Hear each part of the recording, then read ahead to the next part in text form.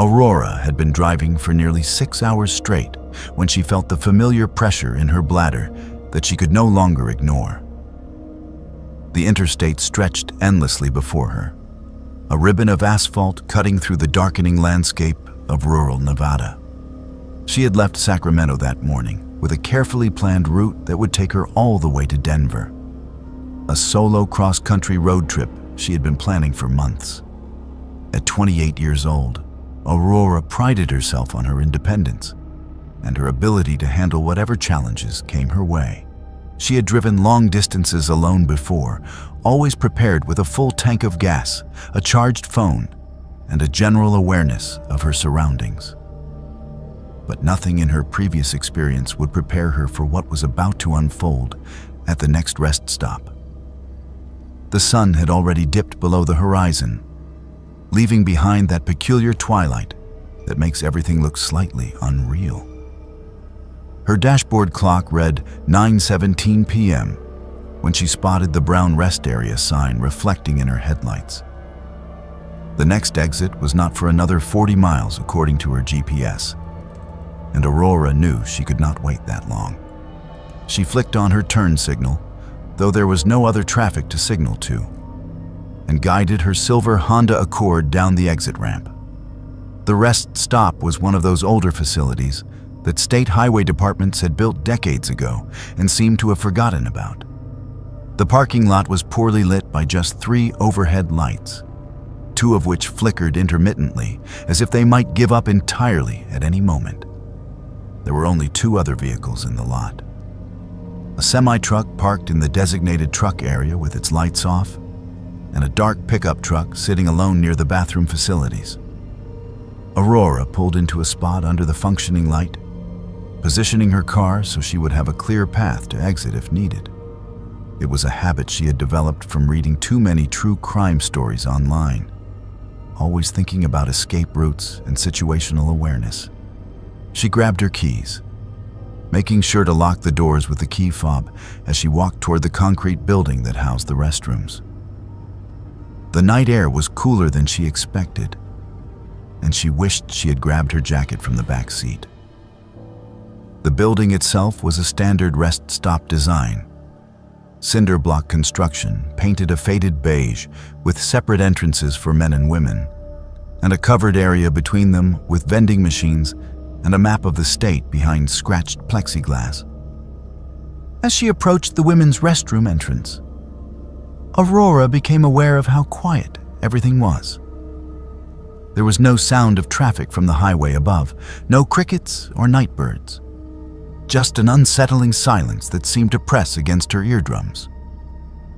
She pushed open the heavy metal door and stepped inside, immediately hit by the smell of industrial cleaner mixed with something vaguely unpleasant underneath. The fluorescent lights hummed. Overhead, that distinctive sound that seemed louder in the absence of any other noise. She quickly used the facilities, washed her hands with water that ran ice cold regardless of which tap she turned, and headed back outside. That was when she noticed the dark pickup truck had moved. It was now parked directly next to her Honda, so close that she would barely be able to open her driver's side door. Aurora stopped walking, a cold feeling spreading through her chest that had nothing to do with the night air. The parking lot had at least 30 empty spaces, yet this vehicle had chosen to park inches from her car. She could see now that it was a black or dark blue Dodge Ram with tinted windows and a lifted suspension. The engine was running, a low rumble that she could feel as much as hear, and a thin stream of exhaust drifted from the tailpipe into the night air. Aurora changed direction, walking toward the vending machines instead of her car, pulling out her phone as if she had just remembered she needed to check something. Her hands were shaking slightly as she pretended to scroll through her screen. But she was actually opening her camera app, getting ready to take a photo of the truck and its license plate if necessary. From her peripheral vision, she could see that someone was sitting in the driver's seat of the pickup.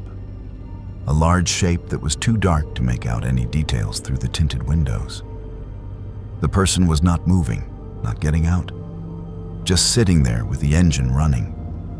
Several minutes passed. Aurora stood by the vending machines, her heart pounding so hard she was sure it must be visible through her shirt. She was trying to decide on her next move when the driver's side door of the pickup finally opened. A man stepped out, and even in the poor lighting, Aurora could tell he was tall and heavily built, wearing jeans and a dark hooded sweatshirt despite the mild temperature.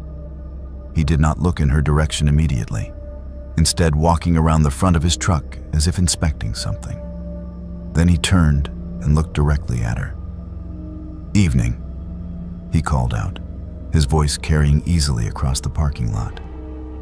"Nice night for a drive." Aurora nodded but did not respond verbally, clutching her phone tighter. The man started walking toward her, not quickly but with a purposeful stride that made her stomach clench. She glanced toward the semi-truck, hoping to see signs of life, a driver who might be awake and aware of what was happening. But the cab remained dark and silent. She was alone with this stranger in a rest stop miles from anywhere, and every instinct she had was screaming at her to run. "You traveling alone?" the man asked as he got closer. She could see his face now, probably mid-40s with a few days of stubble and eyes that seemed to catalog every detail about her. "That is a long way to drive by yourself." "My husband is in the truck," Aurora lied, gesturing vaguely toward the semi as if she were a long-haul trucker's wife. "Just stretching my legs while he sleeps." The man stopped walking, standing about 15 feet away from her now. He looked over at the semi-truck, then back at her, and smiled in a way that made her skin crawl. It was a smile that said he knew she was lying, that he knew exactly what her situation was, and that he found her attempt at deception amusing. "Funny," he said, his voice taking on a different tone, something harder underneath the casual friendliness. "I have been parked here for about 20 minutes, and I have not seen anyone else around, just you pulling up in that silver Honda over there. You know, it is not safe for a woman to be driving alone at night. Bad things can happen." Aurora's fight-or-flight response kicked into overdrive. She did not respond to his comment, instead making a sudden decision and walking quickly toward her car. Her keys were already in her hand, the unlock button within reach of her thumb. The man did not try to stop her, but he did not move out of the way either, forcing her to walk a wide arc around him. She could feel his eyes tracking her every movement. "Hey, where are you going?" he called after her. "I am just trying to have a conversation. No need to be rude." Aurora reached her car and managed to get the driver's side door open, despite the limited space between her Honda and the pickup truck. She slid inside and immediately hit the lock button, her hands fumbling as she tried to get the key into the ignition. The man had started walking toward her car now, moving faster than before. She could see him in her rearview mirror, approaching with that same purposeful stride. The key finally slid home, and she started the engine, throwing the car into reverse without even checking behind her. The Honda shot backward, and she cranked the wheel hard, causing the car to swing around. She shifted into drive and pressed the accelerator, her tires squealing slightly on the pavement as she headed for the exit. In her rearview mirror, she could see the man standing in the parking lot, watching her leave, his hands in the pockets of his hooded sweatshirt. Then, just as she thought she was clear, she saw the headlights of the pickup truck come on. Aurora merged back onto the interstate, pressing the accelerator harder than she normally would, watching her speedometer climb to 85 miles per hour. She kept checking her mirrors, hoping to see empty road behind her. But within a minute, she spotted the distinctive high-mounted headlights of the pickup truck coming up fast. The truck moved into the left lane and pulled alongside her, matching her speed exactly. Aurora could not see the driver through the tinted windows, but she knew it was him. She accelerated more, pushing her Honda up to 90, then 95. The pickup kept pace effortlessly, its powerful engine clearly superior to her four-cylinder. For the next 40 miles, the pickup stayed with her. Sometimes it would drop back, disappearing from her mirrors just long enough for hope to flutter in her chest. Then the headlights would reappear, closing the distance once again. Other times, it would pull alongside her in the left lane, pacing her perfectly for miles at a time. Aurora tried everything she could think of. She slowed down to 60, hoping he would get bored and pass her. But the pickup slowed too. She took an exit ramp at the last possible second without signaling, hoping to lose him. But the pickup followed, his tires protesting the sudden maneuver. Back on the highway, the pursuit continued. Aurora's phone was in the passenger seat, and she knew she should call 911. But she was terrified to take even one hand off the wheel at the speed she was traveling. Her gas gauge was starting to drop into the lower quarter, and she realized with growing panic that she would have to stop eventually. The pickup driver seemed to know this too, maintaining his presence like a predator waiting for its prey to tire. Finally, after what felt like hours but was probably closer to 45 minutes, Aurora saw the lights of a large truck stop ahead. Not a rest area this time, but a proper commercial facility with a gas station, restaurants, and multiple buildings lit up like a beacon in the night. She took the exit without signaling, and to her immense relief, the pickup continued on the highway. She glanced in her rearview mirror and saw the high-mounted headlights disappearing into the distance. Aurora pulled into the truck stop and parked directly in front of the main building under the brightest lights available, her whole body shaking with adrenaline and fear. She sat there for several minutes, trying to catch her breath, watching the entrance road to make sure the pickup did not reappear. When she finally felt stable enough to move, she grabbed her phone and went inside, heading straight for the counter where a tired-looking clerk was restocking cigarettes. "I need to call the police," Aurora said, her voice cracking slightly. "Someone followed me from a rest stop about 40 miles back." The clerk looked up, immediately alert. "Are they still following you?" "I do not think so. I lost them when I pulled in here." The clerk picked up the phone and called the local highway patrol. Within 20 minutes, a state trooper arrived, a middle-aged officer named Rodriguez, who took her statement seriously. Aurora described everything.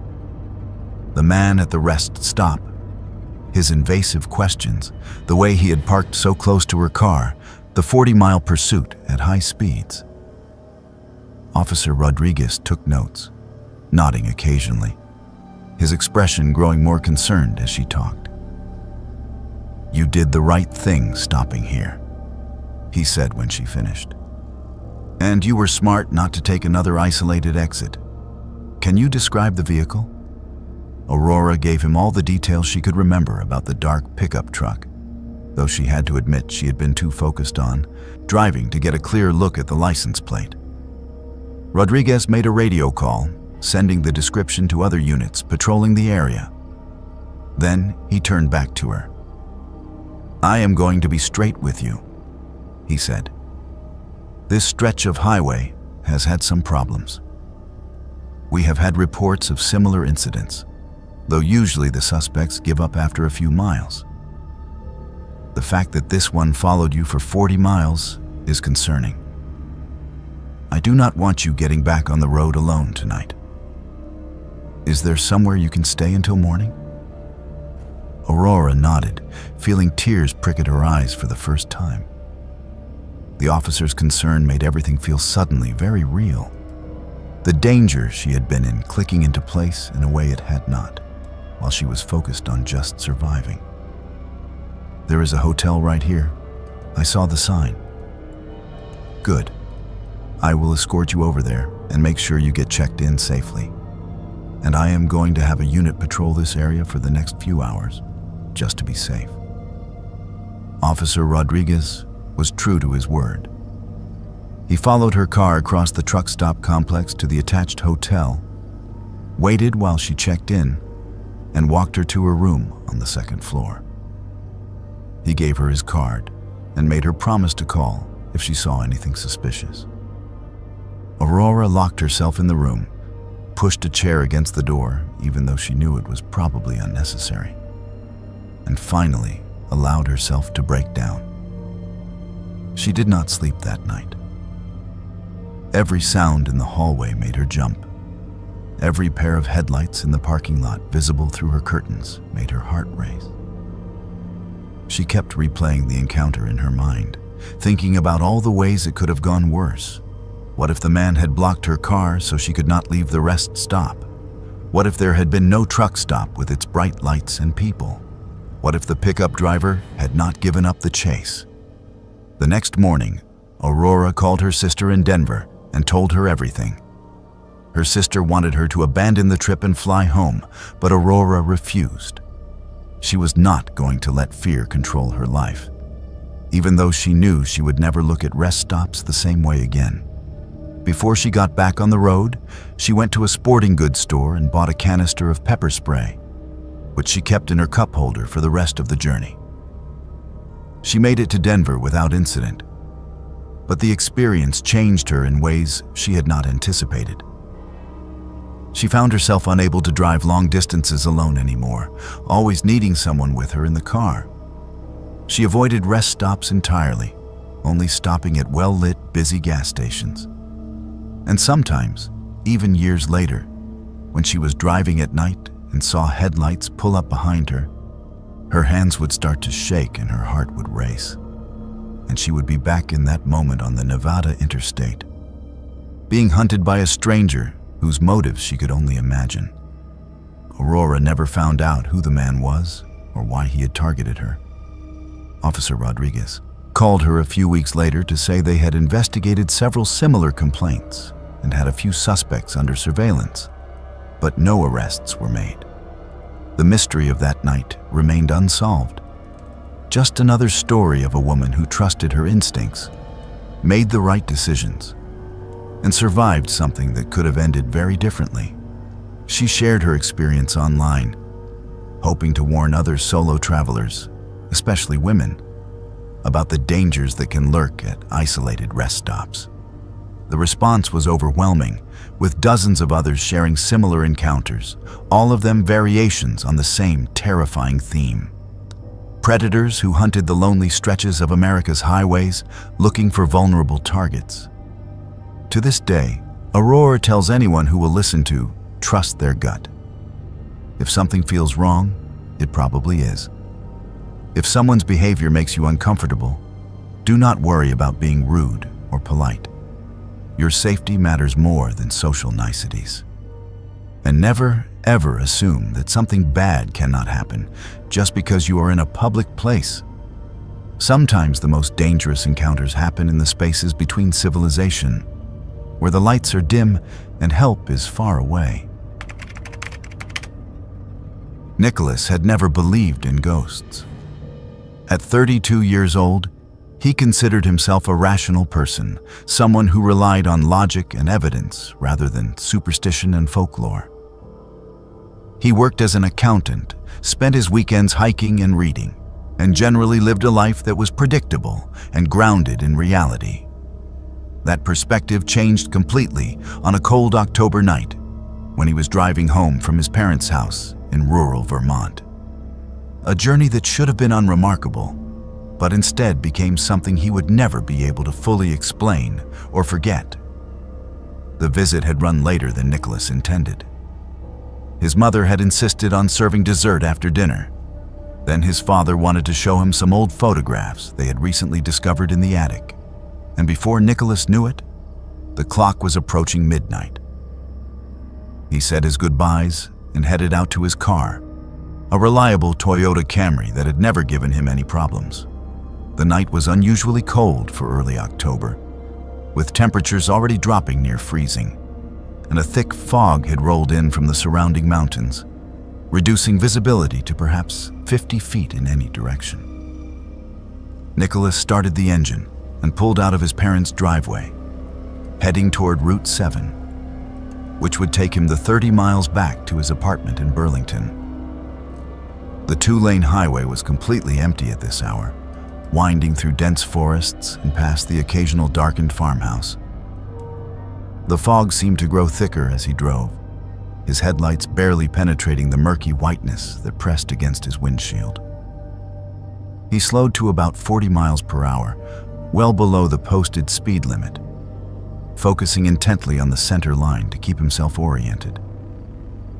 He had been driving for approximately 20 minutes, putting him roughly halfway home, when his headlights caught something on the shoulder of the road ahead.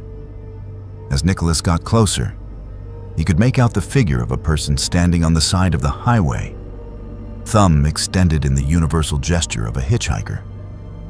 The figure appeared to be a young woman, wearing what looked like a white or pale-colored dress that seemed far too light for the temperature. Nicholas's first instinct was to keep driving. He had heard all the warnings about picking up hitchhikers, the dangers of letting strangers into your vehicle, especially on a deserted road in the middle of the night. But as he passed by, he caught a glimpse of her face in his headlights. She looked young, perhaps in her early 20s, with long dark hair that hung wet against her face and shoulders. She was shivering visibly, her arms wrapped around herself, and the expression on her face was one of desperate pleading. Nicholas felt his foot move to the brake almost involuntarily. He could not just leave someone stranded out here in this fog and cold. Whatever the risks, he could not live with himself if he read about someone freezing to death on this stretch of road and knew he had driven past without helping. He pulled over about 20 feet beyond where she stood and watched in his rearview mirror as she hurried toward his car. He unlocked the passenger door and she pulled it open, sliding quickly into the seat beside him. A wave of cold air came with her, and Nicholas immediately noticed that she was soaking wet, as if she had been standing in the rain, though it was not raining and had not been all evening. "Thank you so much," she said, her voice soft and slightly hoarse. "I did not think anyone would stop." "What are you doing out here?" Nicholas asked, reaching back to grab a blanket he kept in the back seat for emergencies.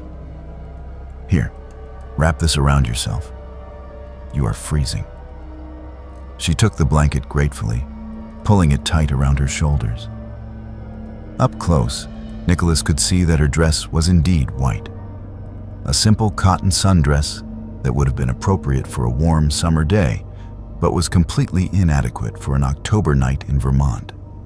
Her feet were bare, he noticed with alarm, pale and muddy, as if she had been walking along the roadside for some time. "My car broke down," she said, her teeth chattering slightly, "a few miles back. I have been trying to get help, but no one has any cell service out here." Nicholas nodded. That made sense. This area was notorious for dead zones where cell towers could not reach. "Where do you need to go?" She gave him an address in a small town called Fairhaven, about 20 miles ahead on his route. Nicholas knew the area vaguely, a collection of old houses clustered around a single main street, the kind of place that had probably looked exactly the same for the past 100 years. "I can take you there," Nicholas said, putting the car back in drive and pulling onto the highway. "No problem at all." They drove in silence for a few minutes, the fog continuing to swirl around them. Nicholas kept glancing over at his passenger, noting details that struck him as increasingly odd. Despite the blanket, she did not seem to be warming up at all. Her skin remained pale, almost translucent in the dim light from the dashboard. The water from her hair and dress was dripping onto his car seat, creating a small puddle, but she did not seem to notice or care. "So, what were you doing out here?" Nicholas asked, trying to make conversation to ease the strangeness of the situation. "Pretty isolated place for a breakdown." "I was visiting someone," she said, her voice distant and oddly flat. "But I need to get home now. It is important." "Do you live with your family at that address?" She turned to look at him directly for the first time, and Nicholas felt an involuntary chill run down his spine. Her eyes were unusual, a very pale blue that seemed almost colorless in the darkness of the car. "Yes," she said simply. "They will be waiting for me." Nicholas decided not to push the conversation further. There was something about the young woman that was making him increasingly uncomfortable, though he could not put his finger on exactly what it was. He told himself it was just the unusual circumstances, the late hour, the oppressive fog, his own fatigue from a long day. But some part of his mind was registering that things were not quite right, that the situation had elements that did not add up. He reached forward and turned on the radio, hoping some music would make the atmosphere less tense. Static crackled from the speakers, the signal unable to penetrate the mountains and fog. He cycled through the channels, but found nothing except more static. Finally, he shut it off, and they continued in silence. After about 10 minutes, Nicholas glanced in his rearview mirror to check the road behind them. The mirror showed only fog and darkness, his taillights barely visible in the murk. Then he looked at the passenger seat beside him, intending to ask the young woman if she was feeling any warmer. The words died in his throat. The passenger seat was empty. The blanket lay crumpled on the seat, still damp. But the young woman was gone. Nicholas felt his heart begin to pound. He looked around wildly, checking the back seat, though he had heard no sound of her climbing over. The car was empty, except for him. He was absolutely certain he had not stopped the car, had not pulled over, had not even slowed down. The doors had never opened. He would have heard that, would have felt the rush of cold air. But somehow, impossibly, his passenger had vanished. His hands shaking, Nicholas pulled off onto the shoulder of the road, throwing the car into park. He turned on the interior light and examined the passenger seat. The damp spot where she had been sitting was still there, water soaking into the fabric. The blanket was wet where she had wrapped it around herself. But the young woman had simply disappeared, as completely as if she had never been there at all. Nicholas got out of the car, looking up and down the highway, calling out into the fog. "Hello? Are you out there? Where did you go?"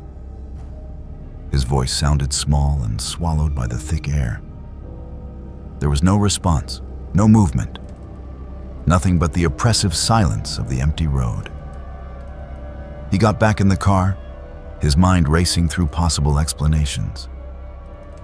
Could she have jumped out while he was not paying attention? But he would have heard the door, felt the change in the car's movement. Could he have imagined the entire encounter? But the wet seat and damp blanket proved she had been real, that something had happened. Nicholas sat there for several minutes, trying to calm his breathing, trying to make sense of what had just occurred. Finally, he decided to continue driving to the address she had given him. Maybe there was an explanation there. Maybe she had family who could tell him what had happened. It took another 15 minutes to reach Fairhaven, the fog finally beginning to lift as he entered the small town. He found the street name easily enough and drove slowly down it, looking for the house number the young woman had specified.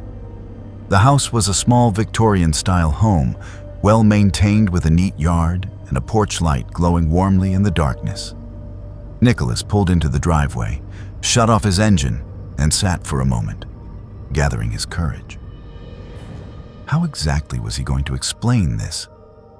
That he had picked up a hitchhiker who had then vanished from his moving car? It sounded insane even to him. He walked up to the front door and rang the bell. After a minute, the porch light brightened, and the door opened to reveal an elderly couple, both probably in their 70s, looking at him with a mixture of curiosity and concern. The man was wearing a bathrobe over pajamas, and the woman had clearly been preparing for bed. "I am so sorry to bother you this late," Nicholas began, suddenly feeling very foolish. "But something very strange just happened to me, and I think it involves your house." "Come in, please," the elderly woman said, her expression kind despite the late hour. "You look like you have seen a ghost." The unintentional accuracy of that statement hit Nicholas hard, but he followed them inside to a cozy living room, filled with old furniture and family photographs. The couple introduced themselves as Robert and Margaret Henshaw, and they listened patiently as Nicholas tried to explain what had happened. He described picking up the young woman, the white dress, the wet hair, her request to come to this address, and then her impossible disappearance from his car. As he talked, he watched the color drain from Margaret's face. Robert reached over and took his wife's hand, squeezing it gently. When Nicholas finished, there was a long moment of silence. "What did she look like?" Margaret asked finally, her voice barely above a whisper.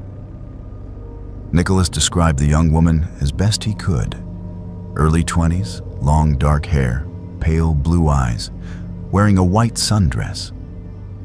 As he spoke, Margaret stood up and walked to the fireplace mantel, picking up a framed photograph. She brought it back, handed it to Nicholas with trembling hands. The photograph showed a young woman who matched his description exactly, down to the unusual pale blue eyes and the long dark hair. She was wearing a white sundress in the photo, smiling at the camera with a carefree expression that seemed to belong to another world. "That is her," Nicholas said, his voice cracking. "That is exactly who I picked up." "Who is she?" Margaret sat down heavily, tears beginning to stream down her face. Robert spoke quietly, his own voice thick with emotion. "That is our daughter, Emily. She died 15 years ago on October 13th. She was coming home from a party when her car went off the road into Miller's Creek, about a mile from where you said you picked her up. She was wearing that white dress. They did not find her body until the next morning." Nicholas felt the room spin around him. He looked at the photograph again, at the young woman who had sat in his car, who had been solid and real enough to drip water onto his seat, who had spoken to him in a voice he could still hear in his mind. "But that is impossible," he managed to say. "She was real. She was in my car. I gave her a blanket." "You are not the first," Robert said quietly. "Over the years, maybe 5 or 6 other drivers have stopped by, all with the same story. They pick up a young woman in a white dress on Route 7, always on October 13th, always around midnight. She asks to be brought here, and she always disappears before they arrive." Margaret wiped her eyes. "We think she is trying to come home. She died so close, just a mile away. Maybe she does not know she is gone, or maybe she is determined to make it back one more time. We have learned to accept it, though it breaks our hearts every time." Nicholas stayed for another hour, listening to them talk about their daughter, about the anniversary of her death that came every year, about the strange phenomenon that neither science nor logic could explain. When he finally left, the elderly couple gave him the photograph to keep, telling him that Emily would want him to have it, that he had tried to help her, and that meant something. Nicholas drove the rest of the way home in a daze. The wet spot on his passenger seat slowly dried, but the experience remained vivid and undeniable. He kept the photograph on his desk, a reminder that the world contained mysteries that could not be easily explained, that sometimes the impossible reached out and touched the ordinary world in ways that changed everything you thought you knew. He never picked up another hitchhiker, and every October 13th, he found himself thinking about Emily Henshaw, wondering if she was still out there on that foggy stretch of Route 7, still trying to make it home to the parents who had never stopped waiting for her return. The rationale part of Nicholas's mind still struggled to accept what had happened, but the evidence was undeniable. He had encountered something beyond normal experience, and it had shaken the foundations of everything he thought he understood about reality. Ellie and Adam had been together for 3 years and prided themselves on being adventurous travelers. They preferred back roads to highways, small towns to cities, and the kind of spontaneous detours that often led to their best memories. So when their GPS lost signal somewhere in the Appalachian backroads of eastern Kentucky, neither of them was particularly worried. They had a paper map in the glove compartment, a full tank of gas, and the kind of confidence that comes from having navigated difficult terrain before. What they did not have was any preparation for what they were about to encounter in the mountains that afternoon. They had left Lexington that morning, heading toward a small cabin they had rented near the Virginia border. The plan was to spend a long weekend hiking and disconnecting from their busy lives in Cincinnati. Adam was driving their Jeep Cherokee, and Ellie was in the passenger seat, trying to get their GPS to recalculate their route. The paved road they had been following for the past hour had gradually narrowed, and now they found themselves on what appeared to be a single-lane path, barely wide enough for their vehicle. "I think we should turn around," Ellie said, looking at the dense forest pressing in on both sides of the road. The trees were old growth, massive oaks and pines that blocked out much of the afternoon sunlight, creating a perpetual twilight beneath their canopy. "Let me just see where this goes," Adam replied, his hands gripping the steering wheel as he navigated around a particularly deep pothole. "It has to connect to something eventually." They continued for another 10 minutes, the road deteriorating from rough pavement to gravel to what was essentially just packed dirt with weeds growing down the center. Then, as they came around a sharp bend, they saw the settlement. It was not marked on any map, not indicated by any sign, just a collection of perhaps a dozen structures that appeared to emerge from the forest itself. The buildings were small, mostly wooden cabins and shacks in various states of disrepair. Some had roofs that sagged dangerously, others had walls patched with mismatched materials. There was no visible power lines, no satellite dishes, no cars or modern vehicles of any kind. Scattered between the buildings were objects that Ellie and Adam could not immediately identify. Strange arrangements of sticks bound together with what looked like rope or twine, symbols carved into tree trunks, and items hanging from branches that might have been wind chimes, but created no sound in the still air. What was most unsettling was the people. As the Jeep rolled slowly into the settlement, Ellie and Adam became aware of figures standing motionless on porches and in doorways. Men, women, and children, all dressed in clothing that seemed decades out of style. All watching the vehicle with expressions that betrayed no emotion whatsoever. No one waved. No one called out. No one moved. They simply stared with an intensity that made Ellie's skin crawl. "Adam, we need to leave," she said quietly, as if afraid the watchers might hear her through the closed windows. "Right now." "I am trying," Adam muttered. He had slowed the Jeep to a crawl, looking for a place wide enough to turn around. But the settlement seemed to have been built along a narrow passage between the trees, with barely enough room for one vehicle to pass through. The buildings on either side created a corridor that offered no space to maneuver. As they continued forward, more details became apparent. The symbols carved into the trees were not random marks, but deliberate patterns, repeated throughout the settlement. Some resembled crosses, others were circular designs with radiating lines, and still others were completely unfamiliar.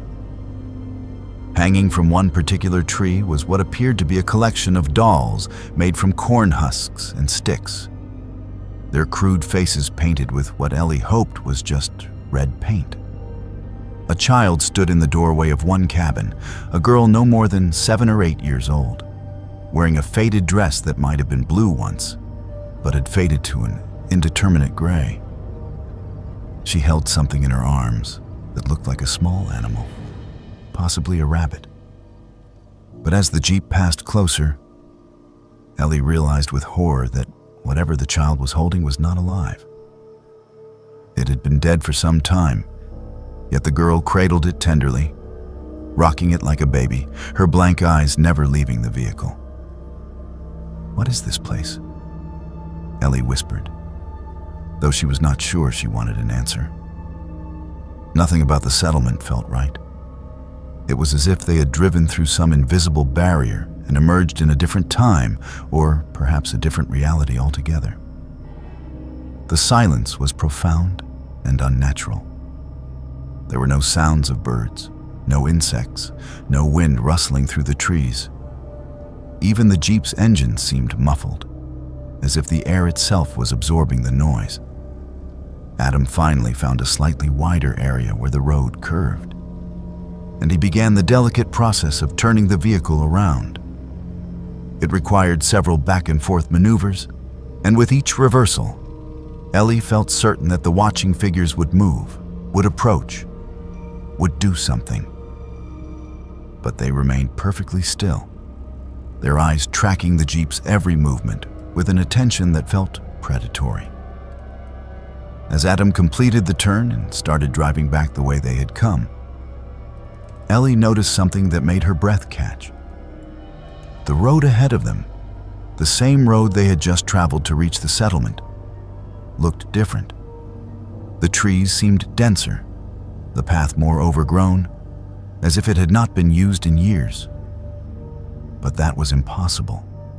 They had driven this exact route just minutes earlier. "Are you sure this is the right way?" she asked, her voice tight with anxiety. "It has to be," Adam said, but he did not sound certain. "We did not pass any other turns." They drove for what felt like much longer than the 10 minutes it had taken them to reach the settlement. And yet, they did not emerge onto the gravel road they remembered. Instead, the path seemed to loop back on itself, and suddenly they were approaching the settlement again from a slightly different angle. The same buildings appeared through the trees, the same watching figures stood motionless in their positions. "This is not happening," Adam said, his knuckles white on the steering wheel. "We are going in circles." Ellie pulled out her phone, knowing it was useless, but checking anyway. No signal, and the GPS showed only their blue location dot floating in a gray void, with no roads, no landmarks, nothing to indicate where they were. The battery was at 18%, she noticed, which did not make sense. It had been fully charged less than an hour ago. They tried a different route, taking what appeared to be a branching path to the left. This led them past more of the strange, carved symbols and into an area where the trees grew so close together that their branches scraped against the sides of the Jeep. The path ended abruptly at a wall of vegetation so thick it was impassable. Adam reversed carefully, and once again they found themselves back in the settlement, as if the forest itself was funneling them back to this place. This time, something had changed. One of the figures had moved closer to the road. It was an elderly man, gaunt and stooped, wearing overalls and a flannel shirt. His face was deeply lined, weather-beaten, and his eyes were a pale, washed-out blue that seemed to look through rather than at them. As the Jeep approached, he raised one skeletal hand and pointed to the right, toward a gap between two buildings that Ellie had not noticed before.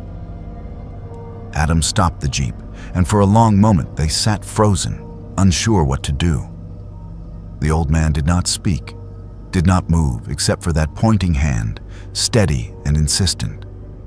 Finally, Adam made a decision and slowly steered the vehicle in the direction the man indicated. As they passed him, Ellie looked directly at his face, and the old man spoke, his voice a dry rasp that somehow carried clearly through the closed window. "Leave before dark," he said. "Do not come back." The gap between the buildings opened into a narrow trail that looked barely navigable. Branches scraped along the roof and sides of the Jeep, and Adam had to drive with excruciating slowness to avoid getting stuck. Ellie kept her eyes forward, afraid to look back at the settlement, afraid of what she might see if she did. The trail seemed to go on forever, winding through the ancient forest, climbing over roots and rocks that threatened to high-center their vehicle. Then, suddenly, they were out. The trail emerged onto a recognizable gravel road, and within minutes they reached the paved two-lane highway they had left earlier. Adam pulled over onto the shoulder and shut off the engine. They sat in silence for several minutes, both of them shaking, trying to process what had just happened. "We should report this," Ellie finally said. "That place, those people, something is not right there." "Report what exactly?" Adam asked. "That we got lost and found some weird settlement? That we drove in circles? They will think we are crazy." He had a point, but Ellie pulled out her phone anyway. The signal had returned, strong and clear, and the battery had jumped back to 72%, as if the previous reading had been some kind of error. She opened the map application and tried to find the location where they had been. The GPS showed their current position clearly, but when she scrolled back along their route, there was nothing. No settlement, no dirt road leading to it, just uninterrupted forest marked as protected wilderness area. Over the next few weeks, Ellie became obsessed with finding information about the settlement. She searched online for references to isolated communities in that part of Kentucky, for stories about people living off the grid in the Appalachian Mountains. She found plenty of general information about subsistence living and mountain culture, but nothing that matched what they had experienced. She even contacted the County Historical Society, describing the location as best she could, but they had no record of any settlement in that area. Adam wanted to forget about it, to move on and chalk it up to a strange experience they would never understand.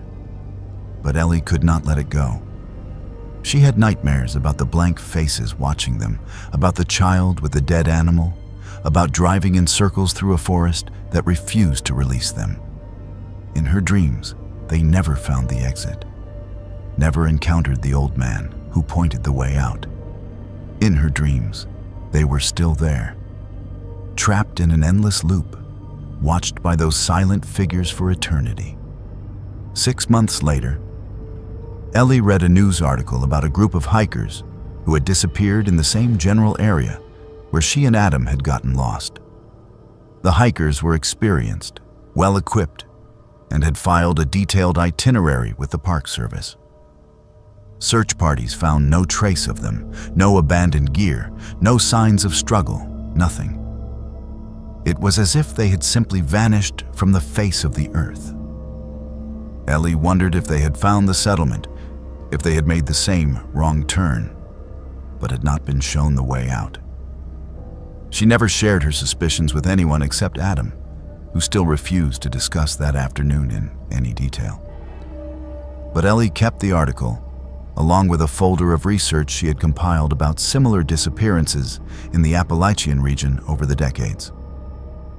There were more than she had expected. A pattern of people vanishing without explanation in remote areas, leaving behind questions that were never answered. Ellie and Adam never returned to that part of Kentucky, never attempted another road trip through the Appalachian backroads.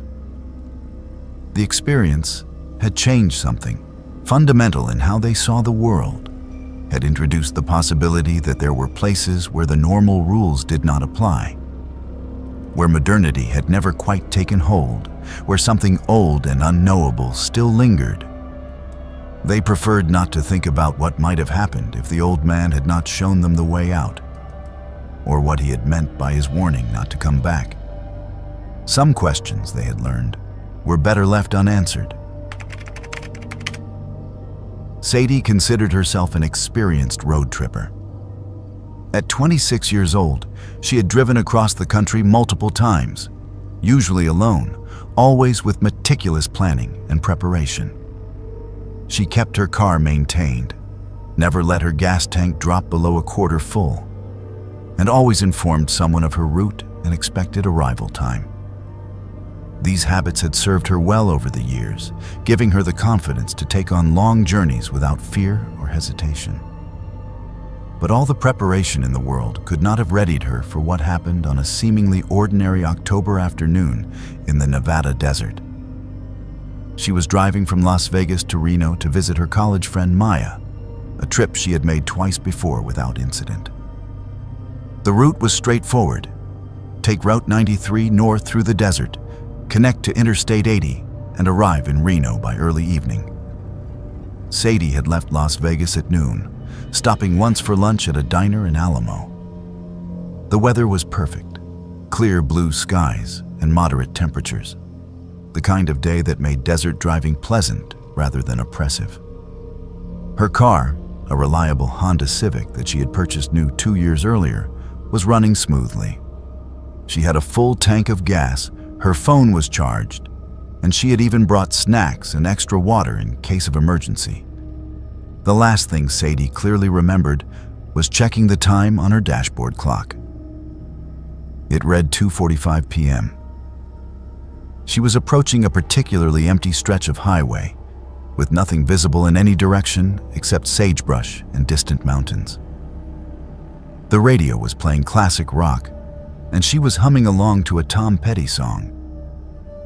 She was about 80 miles from Reno, right on schedule to arrive by 5:30 p.m., as she had told Maya. Everything was normal. Everything was fine. Then there was nothing. Not darkness, not sleep, not even a sense of time passing. Just an absence. A gap in her consciousness that she could not account for. The next thing Sadie knew, she was sitting in her parked car on the side of a completely different highway, her engine running, her hands resting on the steering wheel. She blinked, confused, trying to orient herself. The sun was low on the horizon, creating long shadows across the landscape. She looked at the dashboard clock. It read 11:30 p.m. Sadie's mind struggled to process what she was seeing. Nearly 9 hours had passed since her last clear memory. 9 hours that had simply vanished from her life, leaving behind no trace, no explanation, no memory of where she had been or what she had done. She looked around frantically, trying to recognize her surroundings. The road she was parked on was not Route 93. The landscape looked different, rockier and more mountainous. Her phone was on the passenger seat, completely dead despite being fully charged earlier.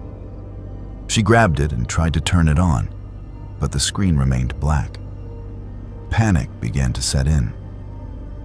Sadie checked herself for injuries, running her hands over her face and body, looking for any sign that something had happened to her during those missing hours.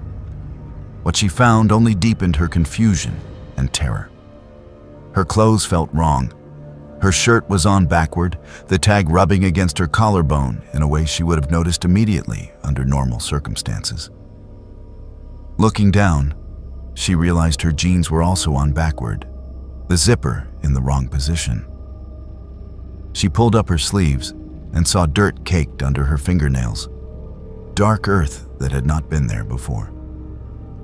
On her left forearm was a small circular burn mark, perhaps the size of a quarter, that she had no memory of receiving. It looked recent, the skin red and slightly blistered. The passenger seat was soaking wet, as if someone had poured water or some other liquid all over it. But Sadie traveled alone, had been alone when she last remembered checking the time. She leaned over and touched the wet fabric. It was cold and had a strange, almost metallic smell that she could not identify.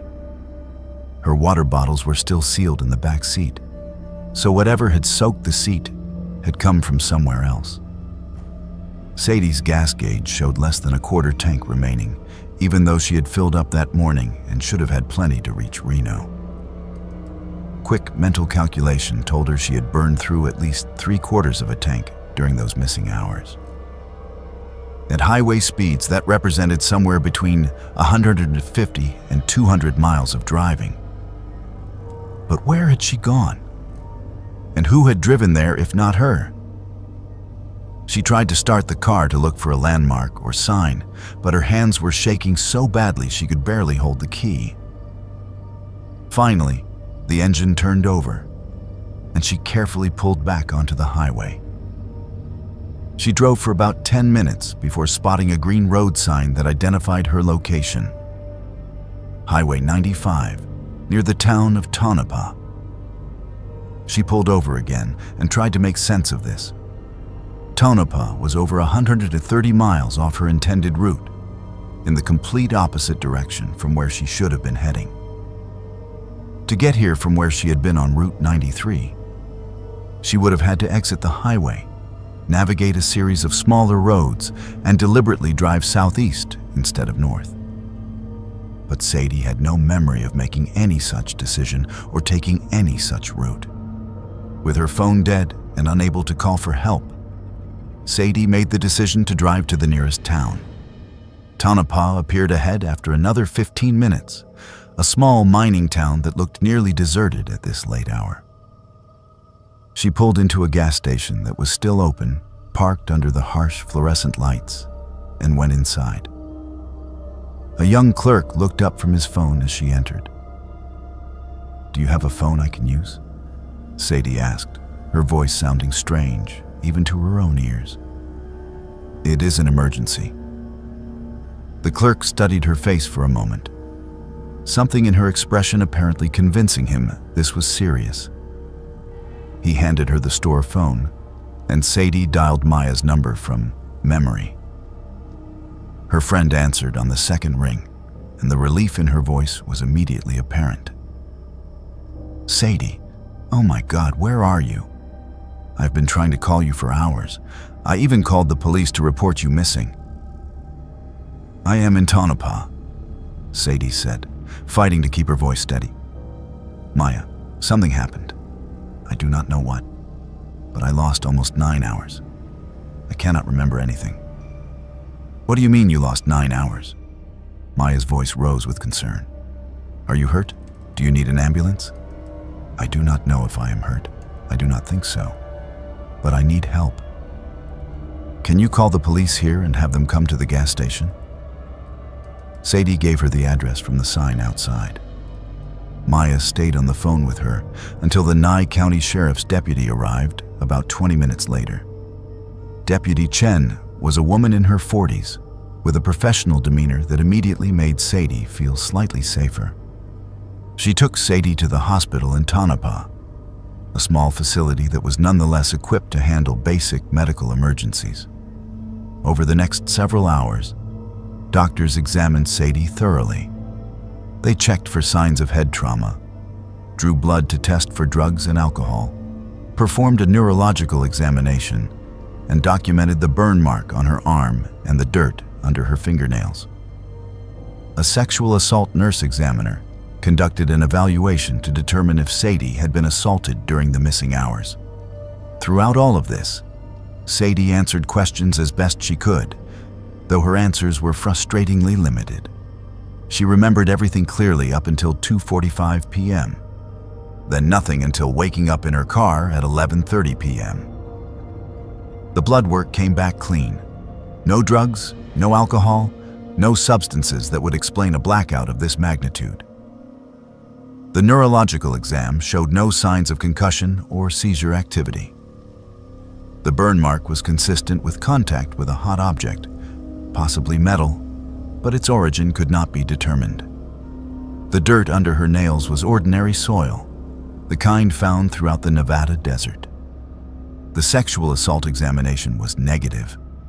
By all medical accounts, Sadie was physically healthy, with no explanation for her missing time. Deputy Chen interviewed her extensively, taking detailed notes.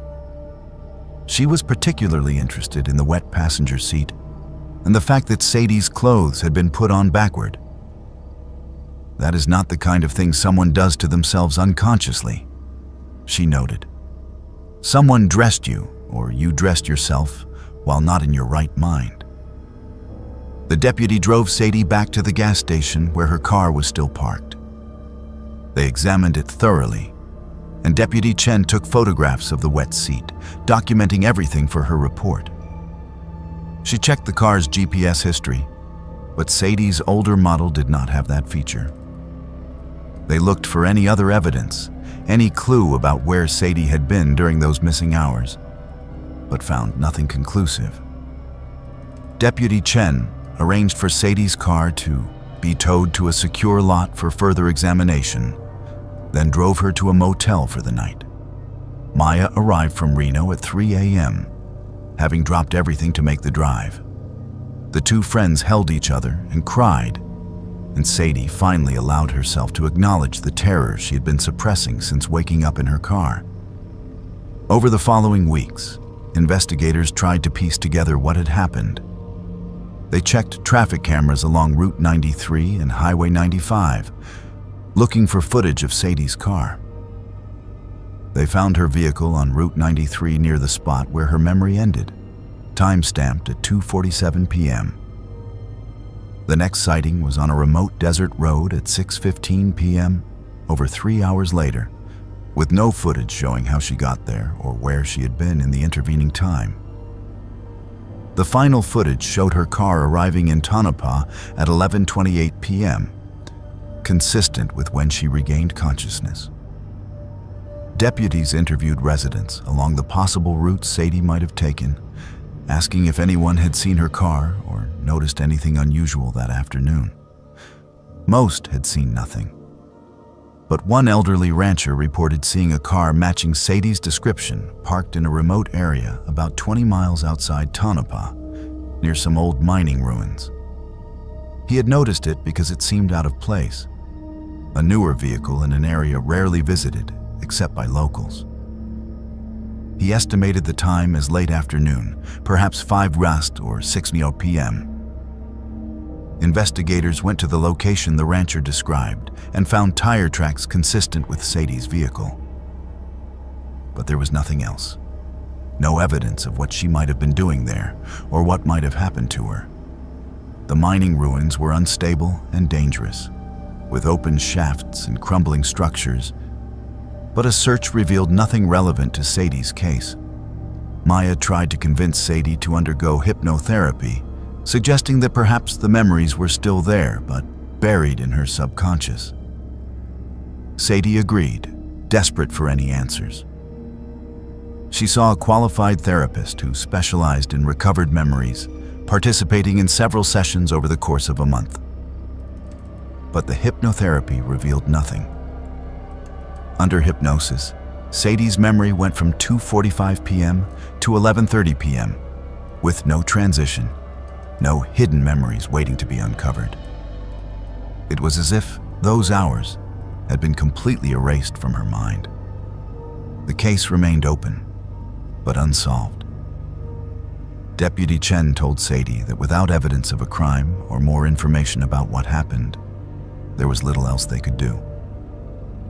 The burn mark healed, leaving a faint circular scar that Sadie found herself touching unconsciously, a permanent reminder of a day that would never make sense. Sadie developed severe anxiety about driving, particularly through empty areas. She started having recurring nightmares about being in her car but unable to control it, unable to remember where she was going or why. In the dreams, hours would pass in seconds, and she would wake up in strange places with no memory of how she got there. She began seeing a therapist for what was diagnosed as post-traumatic stress disorder, though the trauma itself remained maddeningly undefined. Maya convinced Sadie to move to Reno permanently, unwilling to let her friend live alone after such an experience. Sadie took a job that did not require driving and sold her car, unable to sit in it without feeling a wave of irrational panic. She tried researching similar cases online and found a surprising number of stories from people who claimed to have experienced missing time, particularly in remote desert areas. Some attributed their experiences to alien abduction, others to government experiments, still others to unknown natural phenomena. Sadie did not know what to believe. All she knew for certain was that something had happened to her, something real and terrifying, and that she would never get those 9 hours back. The burn mark on her arm faded, but never completely disappeared. Sometimes, late at night, Sadie would stare at it and try to force herself to remember. But the memories refused to come, and perhaps that was for the best. Because sometimes, in the space between sleep and waking, she would have a flash of something. Not a memory exactly, more like an impression. The sensation of being somewhere else, somewhere cold and bright and utterly wrong. And in those moments, she was grateful that she could not remember what had happened during those missing hours, because whatever the truth was, her mind had decided she was not meant to know it.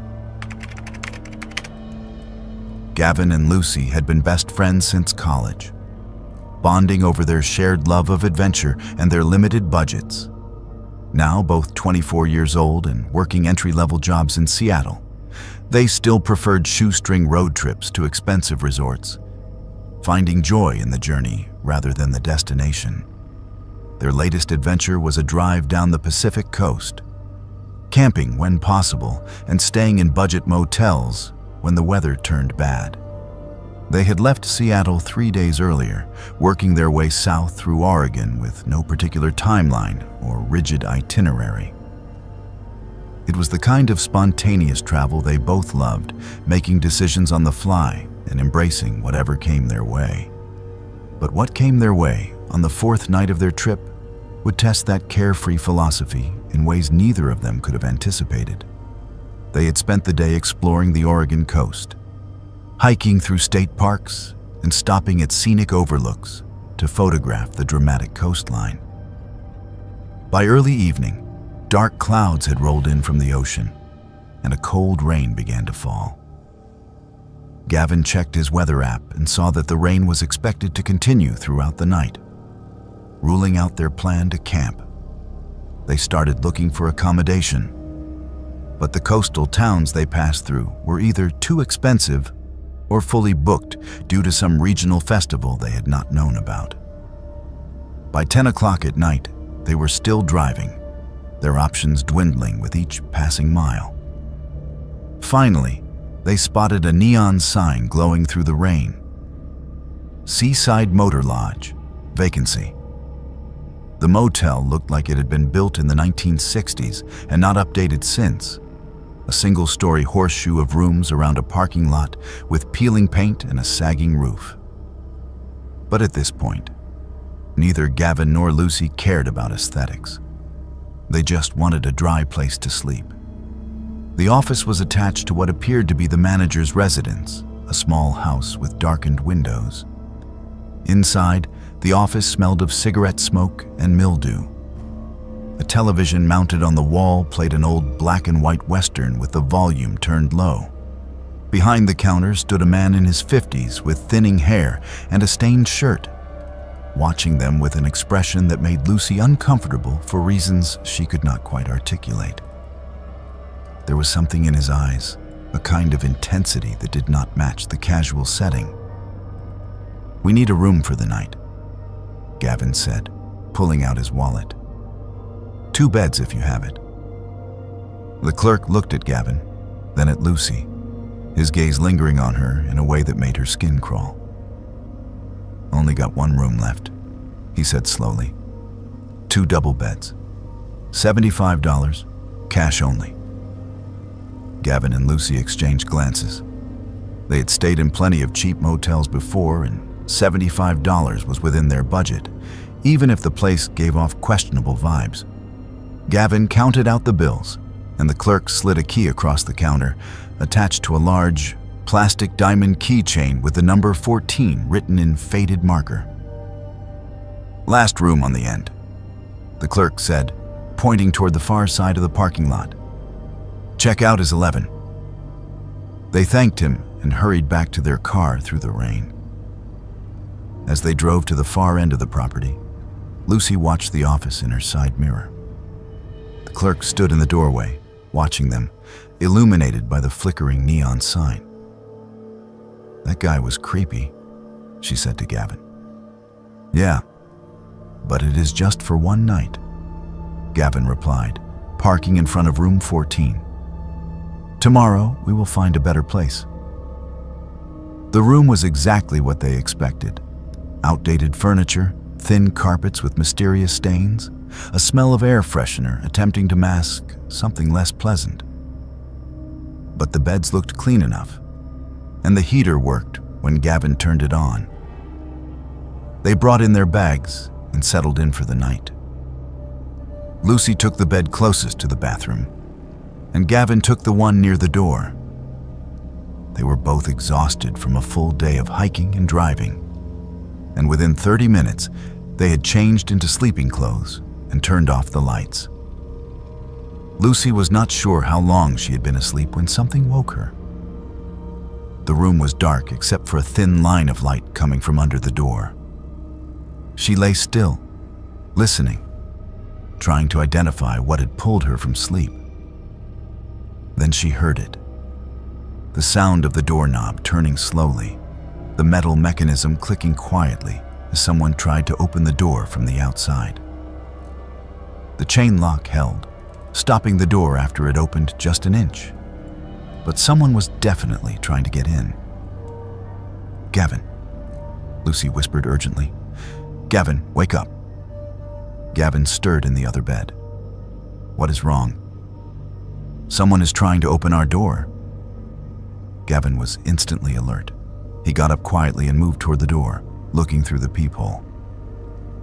"I do not see anyone," he whispered back. They waited in tense silence, but the doorknob did not turn again.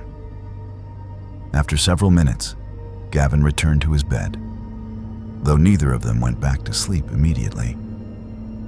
Lucy kept replaying the sound in her mind, certain she had not imagined it. Eventually, exhaustion won out, and she dozed off, though her sleep was fitful and filled with anxious dreams. The next time she woke, it was to the sound of Gavin's voice, urgent and frightened. "Lucy, there is someone standing outside our door." She sat up quickly, her heart pounding. "What?" "Look at the shadow under the door. Someone is standing right there." Lucy looked where Gavin was pointing. In the thin line of light coming from under the door, she could clearly see the shadow of 2 feet, perfectly still, positioned right in front of their room. Whoever it was had been standing there silently, perhaps for minutes, perhaps longer. The shadow did not move, did not shift weight, just stood motionless in a way that was deeply unnatural. Gavin grabbed his phone and dialed the front desk. The phone rang, and rang with no answer. He tried again with the same result. The motel office, which should have had someone available for emergencies, was apparently unstaffed in the middle of the night. "Should we call the police?" Lucy asked, though she was not sure what they would report. Someone standing outside their motel room was not technically a crime. "Let me try opening the door and seeing who it is," Gavin said. "No," Lucy said quickly. "Do not open that door." They sat in the darkness, watching the shadow, neither of them sure what to do. Minutes ticked by with agonizing slowness. Then, at 3:17 a.m., according to Lucy's phone, the soft knocking started. Not loud, assertive knocking like someone who had a legitimate reason to be at their door, but barely audible tapping. The kind of sound someone makes when they are trying not to be heard by anyone, except the people in the room that they are targeting. The knocking continued intermittently for the next hour and a half. A few taps, then silence for 10 or 15 minutes, then more tapping. The shadow never moved from its position. Gavin tried the front desk phone multiple times, but no one ever answered. They considered calling 911 but hesitated, unsure if what they were experiencing constituted an actual emergency. At 4:30 a.m., the knocking stopped, but the shadow remained. Gavin and Lucy sat on his bed, fully dressed now, their bags packed, ready to leave the moment it was light enough outside to feel safe making a run for their car. They did not talk much, just occasionally whispered observations to each other, confirming that yes, the shadow was still there, and no, it still had not moved. Then, at approximately 4:45 a.m., they heard the sound that would haunt Lucy's nightmares for years afterward. Someone outside their door was trying to use a key in the lock. They could hear it sliding in, hear the mechanism turning, and then the door pushed inward slightly, stopped only by the chain lock they had secured. Through the narrow gap, they caught a glimpse of a figure in what looked like a maintenance uniform, though the lighting was too poor to make out details. A voice came through the gap, low and almost conversational. "I know you are awake." Gavin found his voice. "Get away from our door or we are calling the police." The figure did not move. "I was just checking to make sure everything is all right in there, making sure you are comfortable." "We are fine," Gavin said, his voice steadier now. "Leave us alone." The door closed slowly, and the shadow disappeared from under the door. Gavin and Lucy remained frozen, listening to footsteps receding across the parking lot. They waited until they saw the first light of dawn through the curtains before they dared to leave the room. Gavin went out first, checking the area. Then they threw their bags in the car and drove directly to the front office. A different person was working the morning shift, a woman in her 60s who looked surprised to see them up so early. When they explained what had happened, her expression changed from surprise to something that looked like resignation, mixed with concern. "I need to check the logs," she said, pulling out a binder. "What time did you check in?" "Around 10 last night," Lucy said. The clerk who was here was a middle-aged man, thin, wearing a stained gray shirt. The woman looked up sharply. "There was no one scheduled to work the desk last night after 9 p.m. I locked up myself before I left." Gavin and Lucy exchanged alarmed glances. "Then who checked us in?" Gavin asked. The woman flipped through the registration book. "You are not even listed here. There is no record of anyone checking into room 14 last night." Lucy felt her stomach drop. "We paid cash, $75. "Let me review the security footage," the woman said, moving to a computer behind the counter. She pulled up the recording, and they watched the timestamp from the previous night. The footage showed Gavin and Lucy pulling up, entering the office, then leaving several minutes later. But there was no one behind the counter. No clerk, no one taking their money. On the video, Gavin appeared to set cash on the counter and pick up a key, but he was alone in the office. "That is impossible," Gavin said. "There was definitely someone there. He gave us the key." The woman's expression was troubled. "I believe you saw someone," she said carefully. "This is not the first time something like this has happened. We have had complaints before, always about room 14, always about someone standing outside the door trying to get in. The owner insists there is a logical explanation, but several employees have quit because of incidents in that room." She refunded them their money, apologized profusely, and gave them the corporate contact information for filing a formal complaint.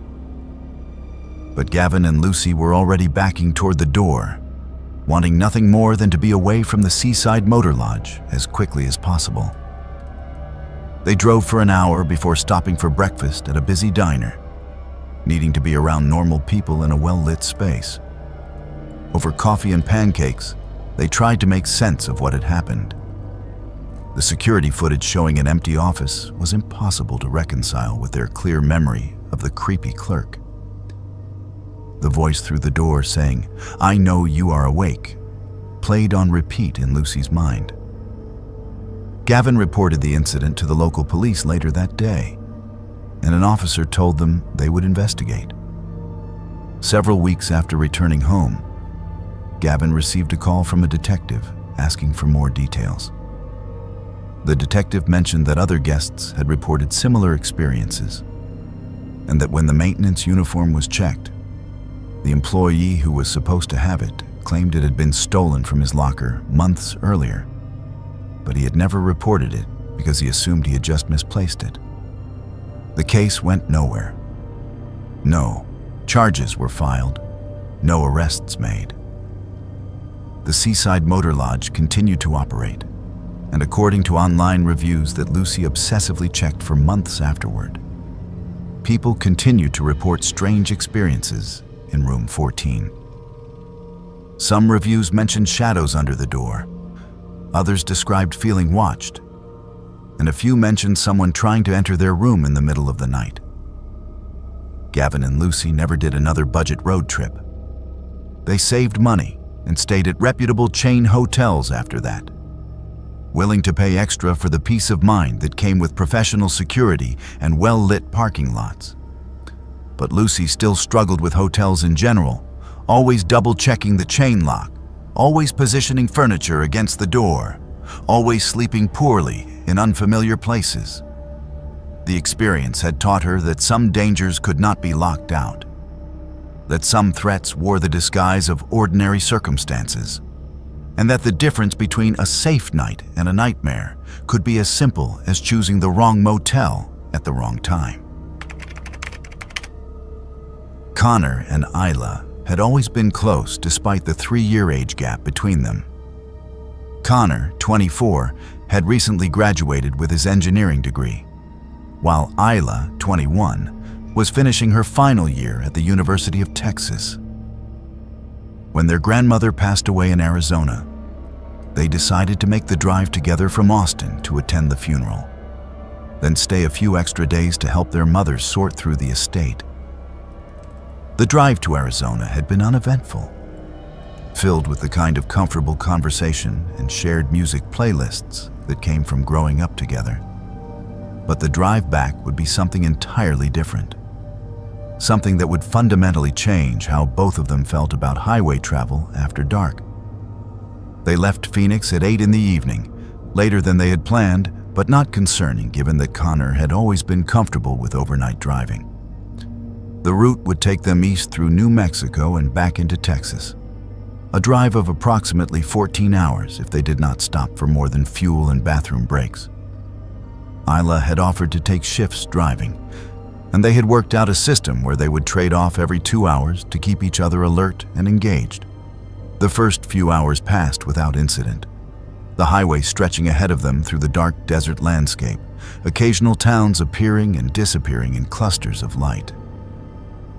Around 2 in the morning, somewhere in the vast emptiness of West Texas, Connor noticed headlights in his rearview mirror.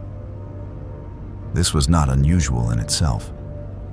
Even on remote stretches of highway, vehicles appeared occasionally, though at this hour the traffic was sparse. What caught his attention was how quickly the headlights were approaching. The vehicle was moving significantly faster than the 70 miles per hour Connor was maintaining, and within a minute, it had closed the distance and was directly behind them. Connor expected the vehicle to pass, as faster drivers typically did. Instead, it matched his speed, staying about 2 car lengths behind them. The headlights were positioned high, suggesting a truck or large SUV, and they were bright enough to illuminate the interior of Connor's sedan uncomfortably. He adjusted his rearview mirror to deflect the glare and continued driving, assuming the other driver would eventually pass. But after 5 minutes, the vehicle was still there, maintaining the exact same distance and speed. Connor accelerated slightly, bringing his speed up to 75. The vehicle behind them accelerated as well, keeping that same 2-car length gap. Connor slowed back down to 70, and the pursuing vehicle matched that change immediately. "That is weird," Isla said from the passenger seat, where she had been half dozing. She was fully awake now, watching the headlights in her side mirror. "Why are they following us like that?" "Probably just someone being annoying," Connor said, though his grip on the steering wheel valves had tightened. "Let me see if they will pass." He moved into the right lane, slowing to 65. The vehicle behind them changed lanes as well, still maintaining that precise distance. They drove like this for another 2 miles, and Connor felt his unease growing into something closer to fear. This was not random behavior. Someone was deliberately pacing them, matching their every move with a precision that suggested intent. The black sedan, which Connor could now see more clearly in his mirrors, suddenly accelerated and pulled alongside them in the left lane. Connor glanced over, trying to see the driver, but the windows were heavily tinted, revealing nothing but darkness. The sedan matched their speed exactly, staying parallel to them for what felt like an eternity, but was probably less than a minute. Then it pulled slightly ahead, perhaps 10 feet, and hit its brakes. Connor had to brake hard to avoid rear-ending the sedan, which had positioned itself directly in front of them and was now slowing dramatically. The sedan decelerated from 70 miles per hour down to 40, then 30, forcing Connor to slow with it or risk a collision. As soon as Connor slowed, the sedan accelerated again, pulling ahead and then falling back to pace them once more from behind. "What are they doing?" Isla asked, her voice tight with anxiety. "Connor, this is not normal." "I know," Connor said. He was trying to stay calm, to think rationally about their options. They were on a stretch of highway with no exits visible, no other vehicles in sight, and no clear way to escape whoever was playing this dangerous game with them. The pattern repeated. The sedan would pull alongside them, then ahead, then brake suddenly, forcing Connor to slow. Then it would fall back, pace them from behind for a few minutes, and start the cycle again. Each iteration felt more threatening than the last. Once, when the sedan pulled alongside them, the passenger window rolled down slightly. But it was too dark, and they were moving too fast for Connor to see anything inside except what might have been a hand emerging briefly before retreating. On the 4th cycle, when the sedan pulled ahead and brake-checked them again, Connor noticed something that made his blood run cold. The hand that appeared from the passenger window was pointing directly at them, then pointing ahead down the highway, as if directing them to follow or indicating something waiting for them up ahead. The gesture was deliberate and clearly meant as some form of communication or threat. "Call 911, Connor told Isla, his voice steady despite the fear coursing through him. "Right now." Isla pulled out her phone with shaking hands. She dialed and put the phone on speaker so Connor could hear. The dispatcher answered on the second ring, and Isla tried to explain their situation, but her words came out jumbled and panicked. Connor took over, keeping his eyes on the road and the sedan that was now pacing them from behind again. "We are on Interstate 10 eastbound," Connor said, reading off the last mile marker he could remember. "A black sedan with tinted windows has been following us, brake-checking us, and acting threateningly for the past 15 minutes. We need help." The dispatcher asked for their exact location, description of their vehicle, and kept them on the line while she coordinated with State Highway Patrol. Connor estimated they were somewhere between Fort Stockton and Ozona, a desolate stretch of Texas highway known for its long distances between towns. The dispatcher informed them that the nearest patrol unit was approximately 20 minutes away, but was responding with lights and sirens. As if the driver of the sedan had heard the 911 call, the harassment immediately intensified. The sedan accelerated past them again, but this time it did not brake check them. Instead, it moved into their lane about 50 feet ahead and came to a complete stop in the middle of the highway. Connor saw the brake lights illuminate and had perhaps 2 seconds to react.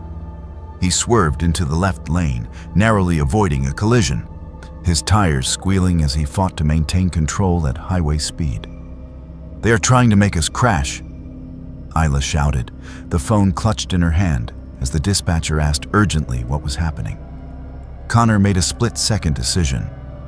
He saw an exit ramp approaching on the right, an exit that led to nothing according to the empty landscape around them, no lights visible in any direction. Under normal circumstances, he would never take such an exit, especially not at this hour. But staying on the highway with the sedan meant continued danger, and at least an exit ramp might offer opportunities to evade or hide.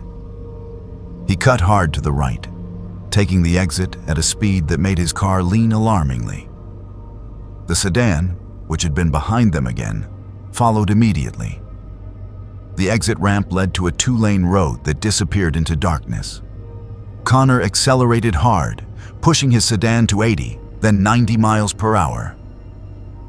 The black sedan matched his speed effortlessly, its more powerful engine allowing it to close the gap until it was right on their bumper. Then it did something that still haunts Connor's nightmares. It started flashing its high beams in a rapid, almost strobe-like pattern, the light filling their car with a disorienting brightness that made it difficult to see the road ahead. Isla was crying now, still on the phone with the dispatcher who was trying to guide them back toward the highway and toward the approaching patrol unit.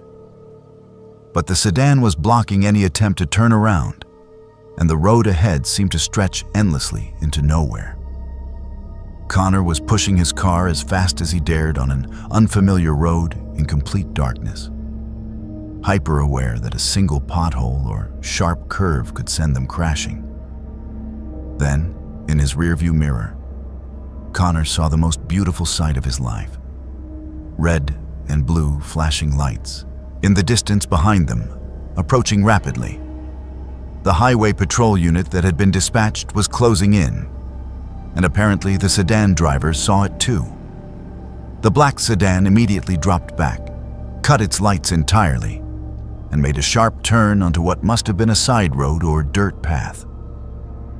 Within seconds, it had vanished into the darkness as if it had never been there. Connor slowed and pulled over onto the shoulder, his whole body shaking with adrenaline. The patrol car pulled up behind them, and a Texas state trooper approached their window with his hand near his weapon, clearly prepared for a dangerous situation. Connor and Isla poured out their story, the trooper taking notes and radioing for additional units to search the area. Officer Martinez, a veteran trooper with 15 years of experience, told them this was not an isolated incident. Over the past 6 months, there had been multiple reports of similar harassment on this stretch of I-10, always at night, always involving a dark-colored sedan with tinted windows. The pattern matched what law enforcement had started calling highway games, where individuals or groups would target random drivers for what appeared to be entertainment, forcing them into dangerous situations and terrorizing them for miles before disappearing. "You did the right thing calling immediately," Officer Martinez said. "Some victims try to handle it themselves, try to outrun the other vehicle, and it ends badly. We have had accidents. We have had people driven off the road. You were smart to stay on the line with dispatch." He escorted Connor and Isla back to the highway and followed them for the next 40 miles to ensure their safety. Other patrol units searched for the black sedan but found nothing. Connor's dashcam had captured some of the incident, though the footage was dark and the sedan's license plate was not visible in any of the frames. The footage was turned over to law enforcement as evidence in an ongoing investigation. Connor and Isla made it back to Austin as the sun was rising, exhausted and traumatized. Neither of them had any desire to ever drive that stretch of highway again. And for months afterward, both experienced anxiety whenever headlights appeared behind them on dark roads. Connor installed additional cameras in his car, always kept his gas tank full, and made it a rule never to drive overnight unless absolutely necessary. Isla developed a fear of highway driving at night that led her to plan trips differently, always stopping at hotels before dark, always choosing routes with frequent towns and services rather than isolated stretches.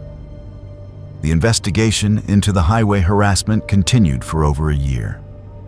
Several suspects were questioned, and police eventually connected the incidents to a group of thrill seekers who had been targeting lone drivers as part of what they considered a game.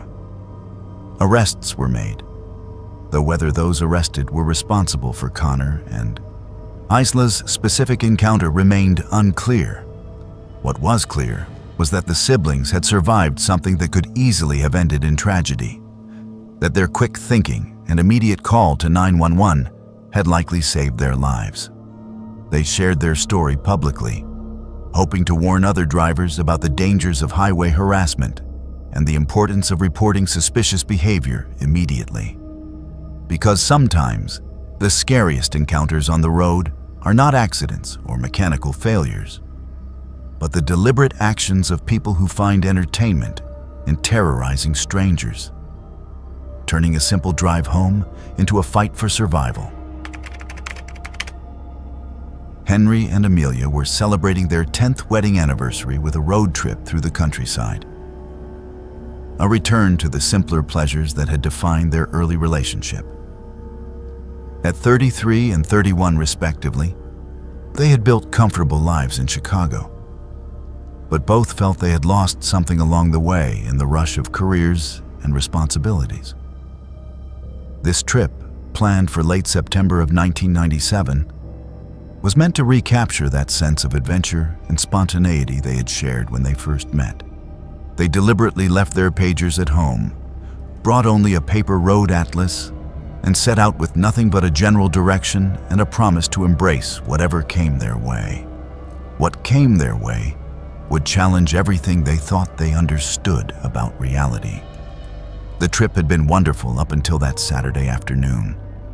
They had spent 5 days wandering through small towns in Illinois and Iowa, staying at bed and breakfasts, eating at local diners, and talking in ways they had not talked in years. They were heading toward a historic inn they had read about in a travel guide, somewhere in the rolling hills of eastern Iowa, when they encountered the detour sign. It was a standard orange construction sign with a black arrow. Road work ahead, detour. Henry slowed and followed the arrow onto a secondary road, a 2-lane route that wound through farmland and patches of forest. Neither of them was concerned. Detours were a normal part of highway travel, especially in rural areas where infrastructure was constantly being maintained and updated. Another sign appeared after a quarter mile, another arrow directing them to turn right. Then another sign and another, each one appearing just when they needed direction, leading them deeper into the countryside.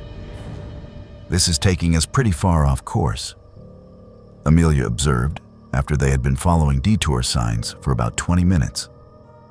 She was trying to track their position on the road atlas, but the secondary and tertiary roads they were being directed down were not clearly marked on the map. "These rural detours can be long," Henry said. "I am sure we will loop back to the highway soon enough." But the roads kept getting smaller. The well-maintained two-lane gave way to a narrower road with rougher pavement. Then that turned into gravel. The detour signs continued to appear at regular intervals, always pointing them forward, never offering an option to turn back toward the highway they had left. The landscape remained the same.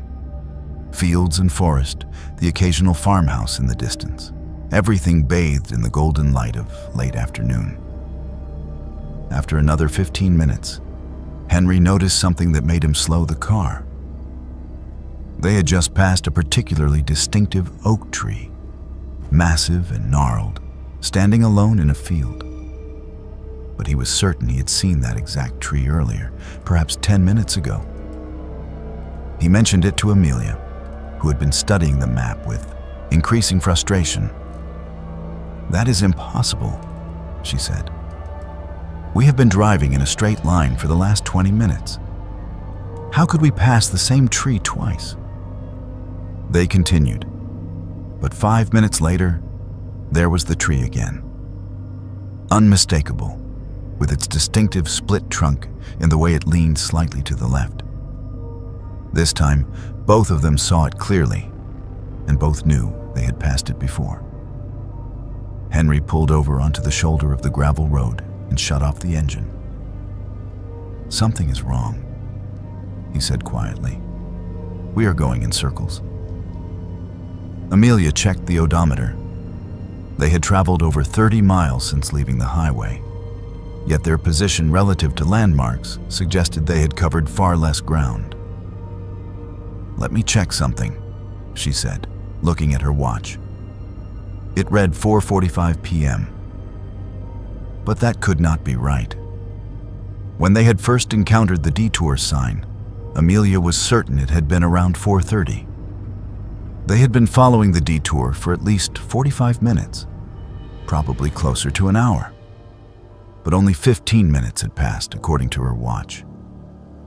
Henry checked his own watch. It showed the same time. He looked at the car clock, which had always been accurate. It also read 4:45. But the sun's position in the sky suggested it should be much later, closer to 6 or even 7 in the evening, based on how low it hung on the horizon. "Maybe our watches stopped," Amelia suggested, though her voice betrayed her doubt. They got out of the car to look around, to try to get their bearings. The moment they stepped onto the gravel road, they both noticed the silence. It was absolute. No birds singing, no insects buzzing, no wind rustling through the trees. Even the sounds they themselves made seemed muffled, as if the air was absorbing noise rather than allowing it to travel. Henry clapped his hands together sharply. The sound was flat and lifeless, dying immediately rather than echoing across the open fields. "Get back in the car," Amelia said, and there was something in her voice that made Henry immediately comply. They locked the doors, though neither could have explained what they were locking them against, and Henry started the engine again. "We are going back," he said firmly. "Forget the detour. We are turning around and retracing our route." He executed a 3-point turn on the narrow gravel road and started driving back the way they had come. But within minutes, they encountered another detour sign, this one directing them to turn left. Henry ignored it and continued straight. The road ahead seemed to grow narrower, the trees pressing closer on both sides. After a quarter mile, the road ended abruptly in a wall of vegetation, so dense it was impassable. There had been no such dead end when they had come this way just minutes before. Henry reversed and went back to the detour sign. This time he followed the arrow, turning left onto a path he did not remember seeing on the way out. The pattern repeated several more times over the next 30 minutes. Every attempt to deviate from the detour signs led to dead ends or roads that looped back to the same intersections. It was as if the landscape itself was conspiring to keep them on a predetermined path, allowing no escape from the route that had been laid out. The sun remained frozen on the horizon, neither rising nor setting, casting everything in that same golden light that was beginning to feel less beautiful and more ominous with each passing minute. The watches had not moved from 4:45, though the car's trip odometer showed they had now driven over 60 miles since leaving the highway. "This cannot be happening," Amelia said, her voice tight with controlled panic. "Roads do not just disappear. The sun does not stay in one place. Something is very wrong, Henry." As if in response to her words, they rounded a curve and found themselves approaching the distinctive oak tree again. The third time, or perhaps the fourth. Henry had lost count. But this time, something was different. Standing next to the tree was a detour sign, freshly placed, its arrow pointing to the right, down a path that Henry was certain had not existed the previous times they had passed this spot. He stopped the car, and they sat staring at the sign, neither of them wanting to acknowledge what they both knew. They had no choice but to follow it. Every other option had been exhausted. Every other route had led back to the same point or to impassable dead ends. Whatever was happening, whatever strange phenomenon they had become trapped in, the only way out seemed to be forward. Henry turned right as directed. The path was barely more than 2 tire tracks through grass, narrow and overgrown. Tree branches scraped against the sides of their car, and Henry drove slowly, afraid of getting stuck or damaging the vehicle. The path continued for what felt like miles, but was probably less than one, winding through increasingly dense forest that blocked out even that strange, frozen sunlight.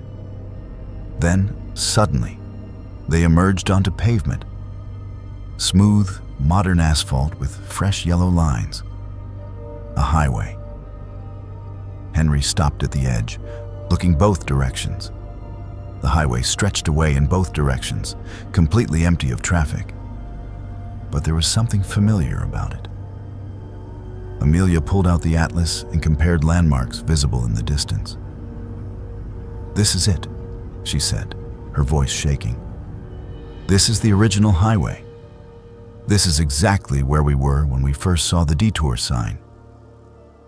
Henry pulled onto the highway, heading in the direction they had originally been traveling. Within 100 yards, they reached the spot where the detour sign should have been. There was nothing there. No sign, no orange barrels, no indication of any construction or road work.